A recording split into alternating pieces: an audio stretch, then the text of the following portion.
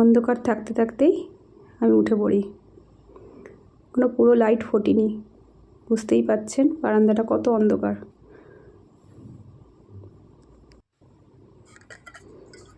দরজাটা খুলে একটু জল ছড়া দিয়ে দিলাম।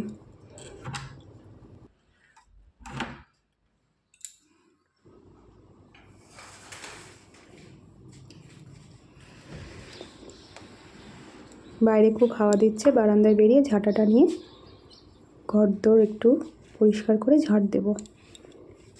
প্রিন্সেস এখনও ঘুমাচ্ছে।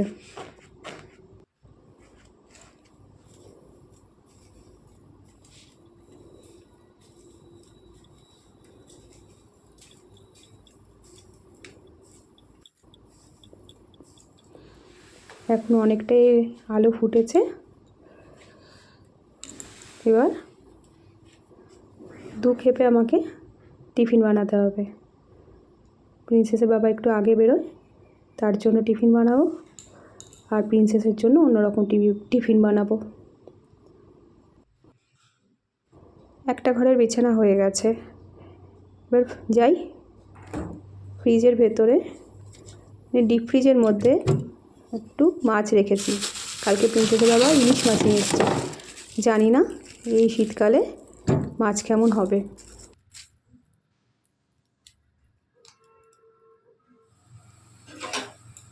প্রিন্সেসের বাবার জন্য একটু রুটি বানিয়ে দিচ্ছি।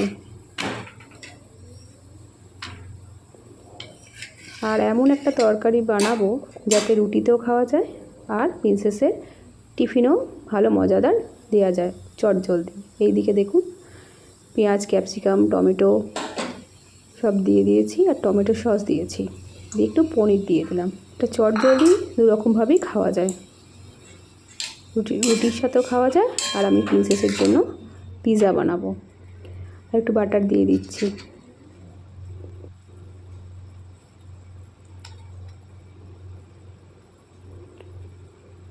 সকালবেলা পিৎজা প্রিন্সেস বাবাকে দিলে ও তাড়াতাড়ি করে খেতেও পারবে না, রুটিটা একটা রুটি খেয়ে যায়, ওটাই দিয়ে দেবো। এই যে তরকারি আর একটা রুটি প্রিন্সেস বাবাকে দিয়ে আসছি। এর মধ্যে একটুখানি ওই চিলি ফ্লেক্স ছড়িয়ে দিলাম।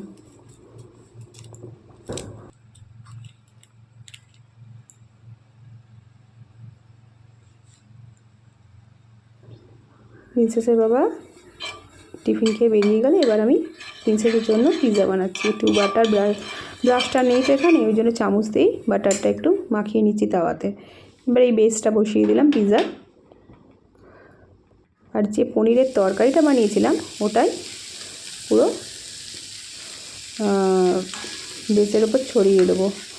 আর এর মধ্যে একটু না চিজ দিয়ে দিয়েছি, এই যে একটু কেটে কেটে দিয়েছি, সেটা তো গ্রেটারটাও নেই যে একটু কুড়ে দেবো, তো কড়াতে গরমে গলে যাবে, তাড়াতাড়ি হয়ে যায় এটা।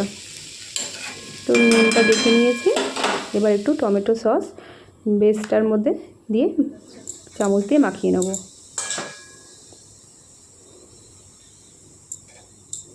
এবার এই যে পনিরের তরকারিটা দিয়ে দিচ্ছি, তারপর একটা ঢাকা দিয়ে দিলাম। লো ফ্লেমে এটা 5 মিনিট হলেই হয়ে যাবে। খুব চটজলদি পিৎজাটা তৈরি হয়ে গেছে। এবার এর ওপর থেকে অরিগানো ছড়িয়ে দিচ্ছি, আর একটু চিলি ফ্লেক্স দিয়ে দেবো, আর একটু চিজ কেটে দিয়ে দিয়েছি, কাঁচি দিয়ে কেটে দিয়েছি।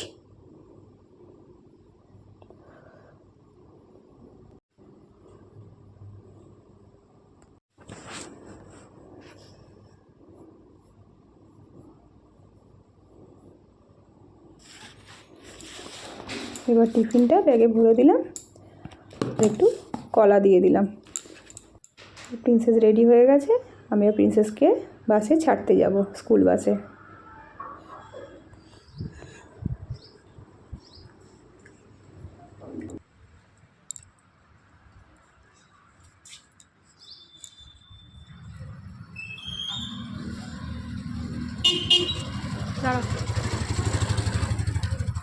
এটা ধরো, এই ছেড়ে দিয়েছিলাম।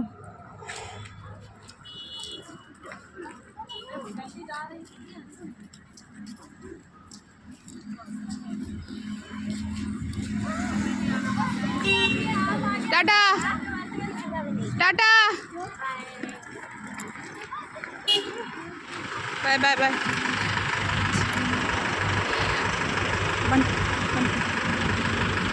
জ্বালাটা বন্ধ কর, জ্বালাটা বন্ধ কর।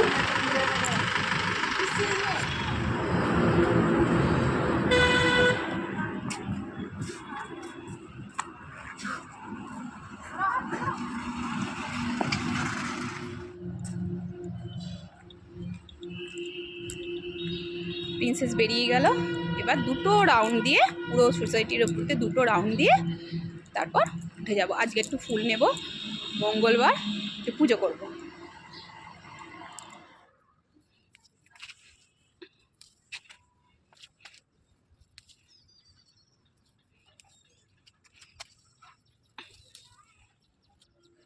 এই গাছগুলোর এদিকে সব ডালপালা ছেটে দিয়েছে, ফুল সব ওদিকে চলে গেছে। যেটুকুনি এদিকে থাকে আমি যখন আসি আর পাই না, দেখি ওদিক থেকে কিছু ফুল পাই কিনা। এই যে প্রত্যেকটা গাছের ডাল ছেটে দিয়েছে, নাহলে তো অনেকটা বড় হয়ে যায়, ছেটে ছেটে দেয়। পাবো অনেকে ফুল পেয়ে গেছি, ব্যাস আজকে অনেকটা ফুল দিয়ে পুজো হয়ে যাবে। এবার লিফটে করে উঠে যাবো। ঘরে অনেক কাজ আছে, করবো। রেডি?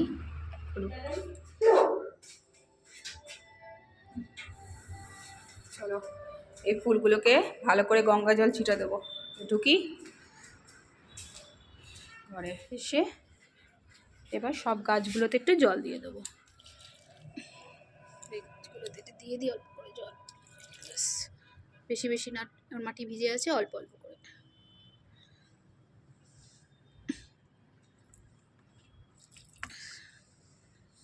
জল দিয়ে দিলাম।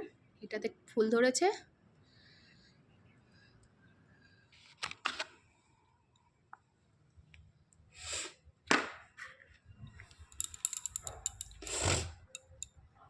গঙ্গা জল ছিটা দিয়ে দিলাম, এবার পুজো করব।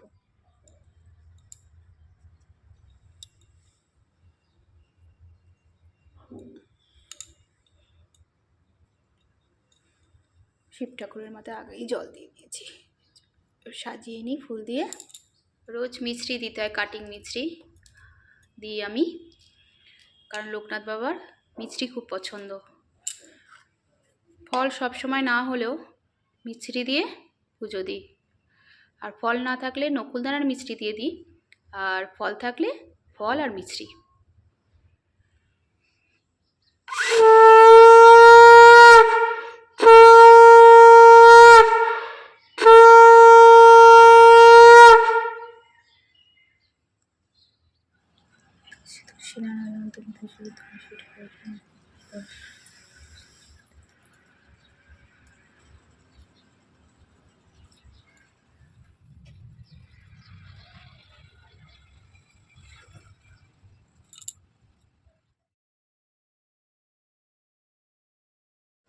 এবার এই ঘরটা পরিষ্কার করে নিচ্ছি। এই যে পুতুলগুলো দেখছেন, এগুলোকে এখানে রাখতেই হবে মাথার কাছে। প্রিন্সেস এইগুলোকে নিয়ে ঘুমায়। বাবা এই পুতুলগুলোকে সরালে হবে না। চলো রেখে দিলাম, এবার ঘরটা ভালো করে গুছিয়ে নিই। বিছানাটা পরিষ্কার করে নিয়েছি, একদম সব ঠিকঠাক করে জায়গায় রেখে দিয়েছি সব। আর প্রিন্সেস এগুলো কালারিং করে নিয়েছে। এখানে দেওয়ালগুলো অনেক ফাঁকা, এগুলো এইসব করে রেখেছে, দেয়ালে আটকে রেখেছে। দেয়ালগুলো এত পরিষ্কার, ভাবে যে ড্রয়িং করবে কিন্তু হয়ে ওঠে না, আমরা বারণ করেছি। প্রিন্সেসের জামাগুলো ঝুলিয়ে রাখলাম যাতে ও এসেই তাড়াতাড়ি করে হাতের কাছে পেয়ে যায়। শীতকালে মাছ পেয়েছি, জানি না কেমন ভালো হবে। এই গরম জল দিয়ে ঢুকছি, গিজার চালিয়ে দিলে গরম জল এখান দিয়ে রান্নাঘর এখানে এসে যায়। রান্নাঘরের সাথে গিজারের কানেকশান দেওয়া আছে, বুঝতেই পারছেন তাহলে কীরকম ঠান্ডা।